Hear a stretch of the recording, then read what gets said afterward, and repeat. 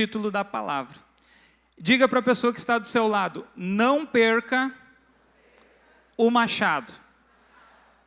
Não sei se você já conhece essa passagem aí na Bíblia, mas é uma passagem que às vezes a gente passa batido, mas a gente vai aprender 3 princípios, 3 pontos com essa passagem aí. Vamos abrir lá em 2 Reis. 2 Reis 6, do 1 ao 7.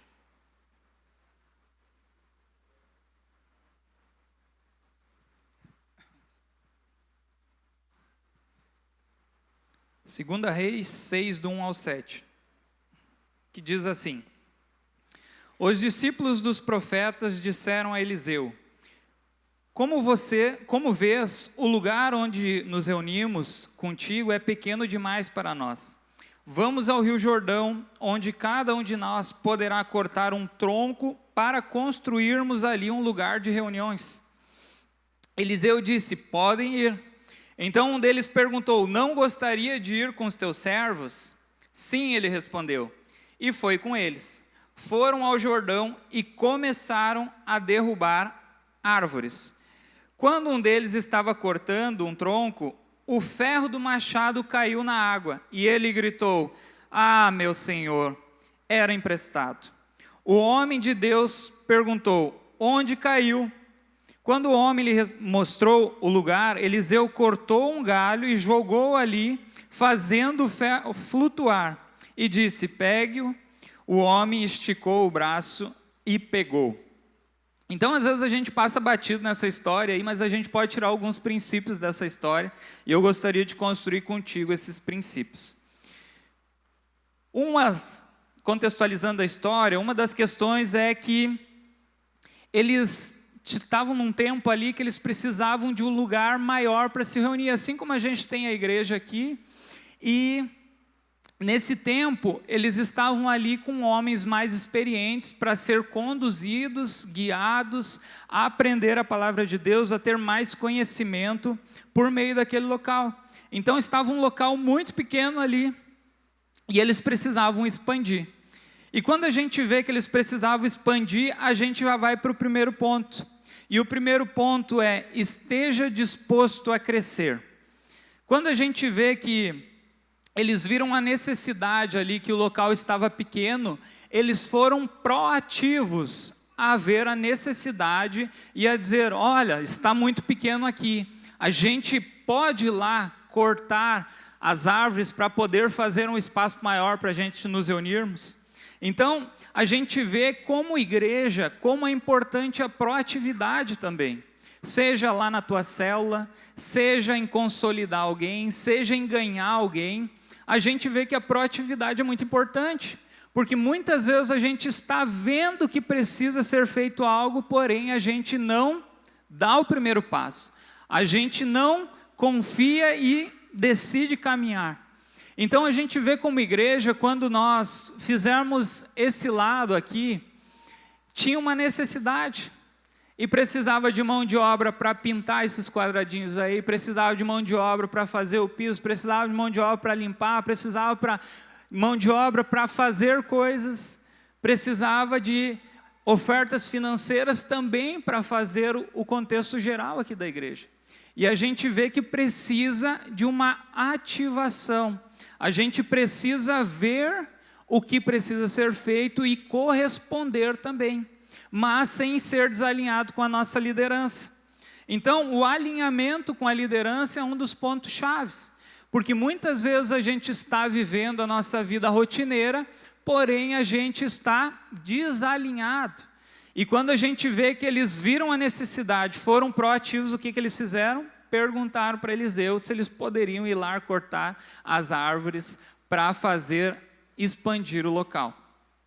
Então, quando a gente vê que a gente está alinhado com a nossa liderança, a gente precisa crescer em discipulado, alinhamento e amadurecimento.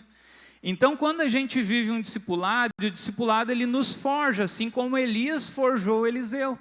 O discipulado, ele nos forja nos mínimos detalhes, para que a gente possa sair de um tempo de estagnação e começar a andar por meio do propósito de Deus, alinhado com tudo aquilo que Deus já tem pré-preparado para ti. Só que muitas vezes a gente está perdendo tempo e deixando de viver discipulado para viver porção dobrada na nossa vida, para viver porção dobrada na nossa história, na nossa casa, lá no nosso trabalho. E muitas vezes a gente pensa que, eu posso crescer sozinho. É muito difícil crescer sozinho. Será que Eliseu teria crescido sozinho sem ter andado em discipulado? Será que Eliseu teria crescido e feito coisas ainda maiores do que Elias se ele não tivesse vivido um discipulado e sendo forjado dia após dia ali? É difícil. É a mesma coisa que a gente pensar assim, eu quero crescer lá no meu trabalho, eu preciso ser formado por alguém, eu preciso ser forjado por alguém lá também. A gente olha que lá no nosso trabalho, às vezes a gente pensa, não, as coisas vão acontecer do nada. Mas não vão acontecer, a gente precisa ser proativos. A gente precisa olhar o que precisa ser feito. Vestir a camiseta da empresa que a gente está trabalhando. Ou vestir a camiseta do lugar onde a gente está congregando. Para dizer, Deus, eu estou aqui, eu quero fazer a mais. Me alinhe com a minha liderança para que eu possa viver, possa estabelecer, possa viver proezas. Possa fazer proezas por meio do teu reino. Então, quando a gente vê isso, ninguém cresce sozinho. E algo muito importante que a gente precisa entender. O nosso crescimento depende de quem? Pega o teu dedo de profeta aí e aponta para mim. Pega aí teu dedo de profeta e aponta para mim. E agora volta ele para ti. E diz assim, o meu crescimento depende de mim. Se você não estiver disposto a crescer, infelizmente não vai ter crescimento. A gente precisa estar diariamente buscando um crescimento por meio da palavra de Deus, crescimento em discipulado, crescimento em intimidade com Deus, crescimento lá no nosso trabalho para fazer com excelência, crescimento dentro da nossa casa para conduzir os nossos familiares, a nossa esposa, o marido, os filhos. Por quê? Porque senão a gente fica estagnado. E ficar estagnado não é bom. Eu já fiquei estagnado um tempo na minha vida e a gente parece que perde tempo. A gente olha, parece que as coisas não andam, e daí tu faz e as coisas não desenvolvem. Por quê? Porque tu está estagnado. Então não queira viver a estagnação, mas queira ser disposto a crescer diariamente, alinhado com a palavra de Deus, alinhado com a tua liderança, alinhado em discipulado, para que seja forjado em ti algo que antes não seria forjado sozinho. Ninguém cresce sozinho. A gente sempre precisa de alguém mais maduro para a gente poder crescer, avançar e estabelecer o reino de Deus. Amém? Segundo ponto é, tenha clareza da sua missão. Vamos ver lá em 2 Reis 6,4, que diz assim, e foi com eles, foram ao Jordão e começaram a derrubar as árvores. Então, eles foram proativos, mas eles sabiam da missão que eles tinham que fazer. E a missão deles lá era braçal, no caso, né? Eles precisavam derrubar as árvores para ter o material para construir um local novo. Então, quando a gente vê isso, a gente tem uma missão individual e uma missão em comum, todo mundo no reino de Deus. E a missão individual, eu gostaria que vocês abrissem comigo lá em Mateus 5. Mateus 5, 13 até o 16.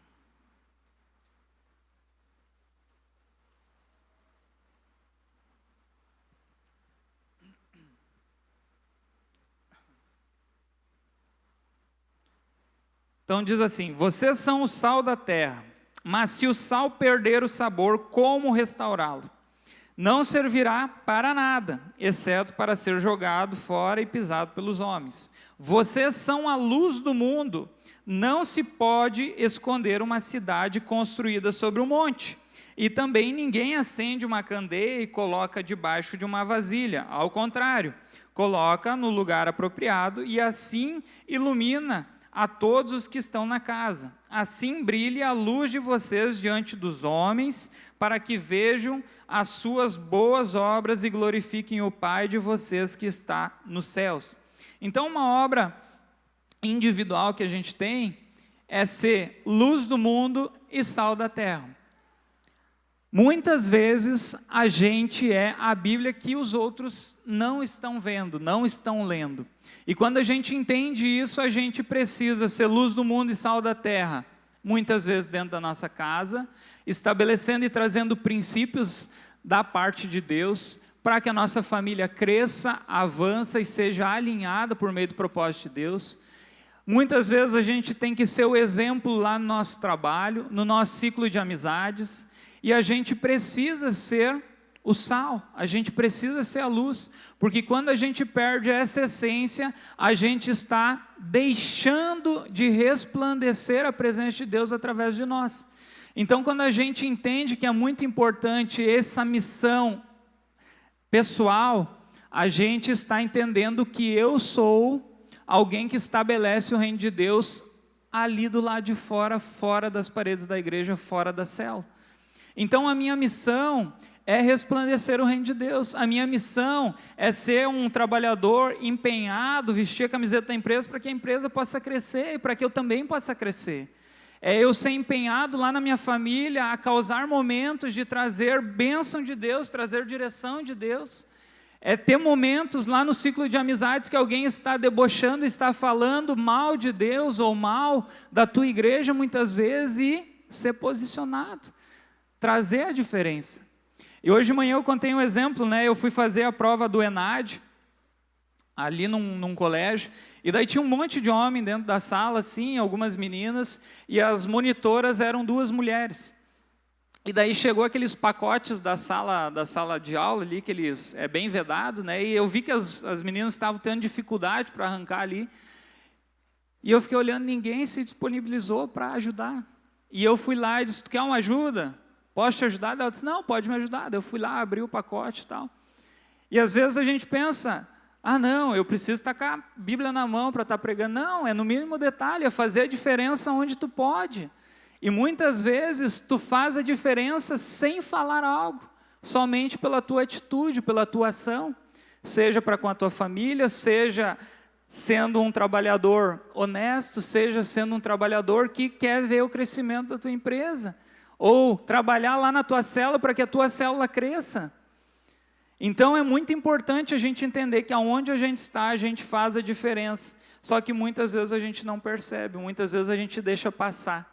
E essa passagem que a gente fica perdendo tempo, às vezes a gente está estagnado, está deixando o tempo passar, a célula está estagnada, parece que as coisas de Deus já não são mais atrativas, mas quem mudou foi Deus ou foi nós?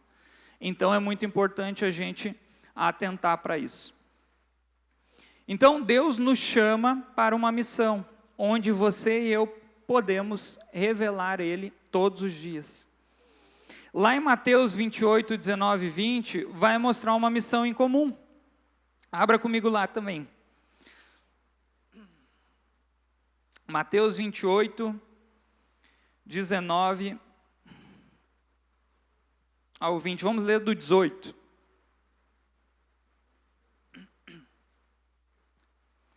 Que diz assim: Então Jesus aproximou-se deles e disse-lhes: Foi-me dada toda a autoridade nos céus e na terra. Portanto, vão e façam discípulos de todas as nações, batizando-os em nome do Pai, do Filho e do Espírito Santo, ensinando-os a obedecer a tudo que eu lhes ordenei. E eu estarei sempre com vocês até o fim dos tempos. Então essa é a nossa maior missão em comum. É levar o reino de Deus aonde não está estabelecido. É ensinar aqueles que ainda não conhecem, que estão chegando na célula, ajudar o líder de célula a estar lá, a ensinando ao quê? A ser discípulo de Jesus, a ensinando a obedecer o quê? A palavra de Deus, para colher fruto, para colher bênção, para se desenvolver e poder viver o propósito de Deus lá na vida de cada um. E muitas vezes a gente pensa e diz assim, não, mas isso é só a função do líder de célula. Não, é nossa função também. É nossa função como corpo, é nossa função como membros do corpo, fazer isso para que o reino de Deus possa crescer através de quem? Através da minha vida e através da tua vida também. Então, essa é a nossa maior missão em comum. E a gente precisa despertar para isso, para buscar arduamente viver essa missão. Então, quando Deus ele nos dá essa missão, Jesus estabelece essa missão, não é para a gente pensar assim, quando der eu faço, se der eu vou fazer, se eu tiver um tempo, talvez eu faça, se vier alguém na célula, talvez eu vou fazer. Não, seja desesperado por fazer a tua célula crescer, seja desesperado por ver o reino de Deus se mover através de quem? Através da tua vida, através da minha vida. Então é muito importante a gente ter essas duas missões, tanto pessoal como em comum. E o terceiro ponto é: cuide bem do que Deus te entregou. Acompanhe comigo, volta lá em 2 Reis, 2 Reis 6, 5, que diz assim: quando um deles estava cortando o tronco, o ferro do machado caiu na água e ele gritou: meu senhor, era emprestado. Eu, quando li a história, eu fiquei pensando lá, ele estava batendo o martelo, e daí pensa que escapou o martelo aí, já aconteceu com algum homem aí de escapar a ponta do martelo aí, ou do machado aí, escapar, e disse, meu Deus do céu. E daí o cara se desesperou, ele se desesperou por quê?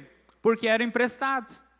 E a gente vai ver que naquela época não tinha mercearia, ou não tinha ali uma ferragem para sair comprar um machado toda hora. Então quem tinha uma ferramenta dessas, era algo de muito valor, era algo que tinha que cuidar, porque não tinha, era muito caro. Então quando ele perdeu a ponta do machado, ele se desesperou, né? E a gente vê que muitas vezes a gente acaba perdendo algo, e às vezes a gente diz, perdi assim mesmo, né? Eu vou lá e compro outro, eu vou lá e busco outro, eu tenho um de sobra aqui, né? Mas quando a gente vê que ele se desesperou, era porque era algo muito importante.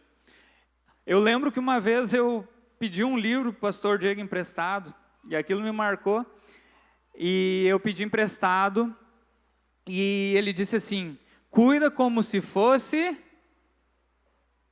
quem sabe o ditado aí, cuida como se fosse teu, né, no caso, né, mas só que ele não falou assim, ele disse, cuida como se fosse meu. E daí eu fiquei pensando, por que ele falou isso? Porque muitas vezes a gente pega emprestado e a gente não dá o devido valor. E às vezes a gente acaba perdendo, acaba extraviando, acaba amassando, acaba rabiscando, mas tu não estava fazendo algo que era teu, era emprestado. E aquilo eu fiquei pensando, não, quando eu penso que é dele, eu tenho que cuidar ainda mais. Eu tenho que cuidar, eu tenho que devolver do mesmo estado que estava. E quantas vezes nós temos recebido algo de Deus e temos cuidado de qualquer forma? Perdi, não tem mais aquela paixão pela célula, não tem mais aquela paixão pelo reino, tipo, acho que é o tempo que eu estou vivendo, acho que é o momento que eu estou vivendo. Não, seja desesperado em assim como o rapaz que diz, eu perdi o machado e agora era emprestado, o que eu vou fazer? E a gente vê que a gente precisa estar desesperado. Você tem se preocupado em cultivar aquilo que Deus já te entregou? Deus ele libera muitas coisas para todos nós. Porém, muitas vezes a gente não dá o devido valor. Deus libera promessas, Deus libera sonhos, Deus libera habilidades, Deus libera tantas coisas. Para quê? Para a gente deixar guardado? Ou para a gente perder e não buscar mais?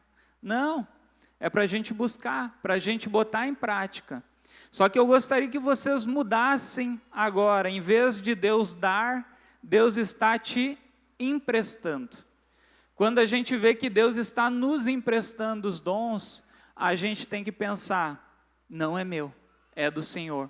E eu preciso ter um temor sobre isso. Um temor não porque Deus vai te castigar, mas é um temor que é algo tão precioso que alguém está te entregando nas tuas mãos e tu precisa cultivar para quê? Para crescer, para fazer avançar. O que? O teu nome? Não, o reino de Deus. Para fazer crescer através de quem? Da tua vida, da minha vida. Porque quando a gente recebe algo precioso de Deus, a gente precisa estar desesperado por multiplicar aquilo que Deus tem nos dado. Talvez tu tenha o dom de falar com as pessoas, de evangelizar. Usa esse teu dom, não deixa ele guardado, tenha com ele como precioso. Seja apaixonado por buscar pessoas novas.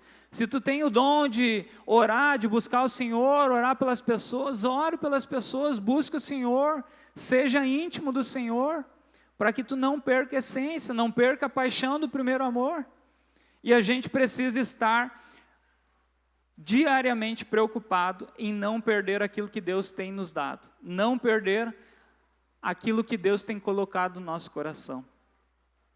Quando nos voltamos para Deus por arrependimento, Ele restaura o que se perdeu. Assim como o rapaz disse, eu perdi o machado e agora? E daí a gente vai ver que depois Eliseu ali, ele joga um galho, porque os profetas são meio loucos, né? Joga um galho ali e sobe a ponta do machado de novo e ele resgata ali o machado. E aquilo que foi perdido é restaurado. Então, quando a gente se volta para Deus, Ele faz o milagre. Talvez hoje tu esteja desanimado, talvez hoje tu tenha perdido a intimidade com Deus, talvez hoje tu não está mais com aquele gás que tu estava lá no início do ano, e está chegando no final do ano, e eu penso, não, mas já está se encerrando, nós vamos ter recesso agora. Deus quer fazer grandes coisas até o final do ano. E isso depende de quem? Depende de nós, para sermos ativos, para sermos proativos, para viver alinhados, para viver, meu Deus, a minha célula essa semana tem que ser extraordinária. Meu Deus, lá o meu trabalho precisa ter presença de Deus. Por quê? Porque eu estou lá, eu sou um representante do reino de Deus, a minha casa precisa ter a presença do Senhor, por quê? Porque eu quero atrair a presença de Deus para lá. E a gente precisa estar cotidianamente buscando ao Senhor e vendo, se autoanalisando o que eu tenho deixado de lado, o que eu tenho perdido e não resgatado na presença de Deus.